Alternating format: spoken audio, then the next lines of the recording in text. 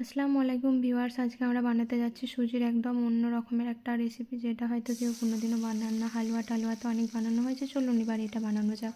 তো তার জন্য প্রথমে আমরা নিয়ে নিয়েছি পেঁয়াজ কাটা, পেঁয়াজ কুচি করে রেখেছিলাম, লঙ্কা কুচি, দেন একসাথে ওগুলোকে তেলের মধ্যে হালকা তেল গরম করে তার মধ্যে নেড়ে চেড়ে নেব। ততক্ষণ নাড়বো যতক্ষণ হালকা হালকা রেড রেড ভাব চলে আসে। দেন দেখুন এরকম যখন একটা টেক্সচার আসবে পেঁয়াজটা, তখন আমরা এর মধ্যে দিয়ে নেব আগে থেকে ভেজে রাখা সুজি। তো সেটাকে একটু ভালো করে নেড়ে তার মধ্যে দিয়ে নেব দুটো তেজপাতা। তারপর অল্প পরিমাণে আমরা পানি দেব, যতটা ডাল লাগবে ততটা পানি দেব। দেন দেওয়ার পরে এটাকে একটু নেড়ে এর মধ্যে হালকা পরিমাণে, একদমই অল্প পরিমাণে একটু লবণ দিয়ে নেব। শুধুই লবণ দেবো, আর কিচ্ছু দেবো না, চিনি টিনি দেবো না। মানে একদম অল্প জিনিসে একটা সুন্দর রেসিপি যদি বানাতে চান একদম অল্প টাইমের মধ্যে, তো এটা প্লিজ ট্রাই করে দেখবেন একবার, খুবই ভালো লাগবে।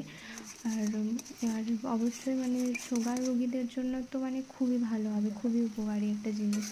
তো এটা আপনারা এরকমভাবে বানিয়ে নিতে পারবেন।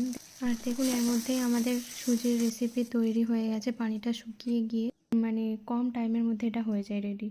দেখুন কত সুন্দর লাগছে, আর খুব সুন্দর খেতেও হয়েছিল। চিনি না দিয়েও যে এত সুন্দর সুজির একটা রেসিপি বানানো যায়, এই প্রথম আমি সেটা দেখলাম। আপনারাও একবার বাড়িতে বানিয়ে দেখতে পারেন। Thanks for watching. টাটা।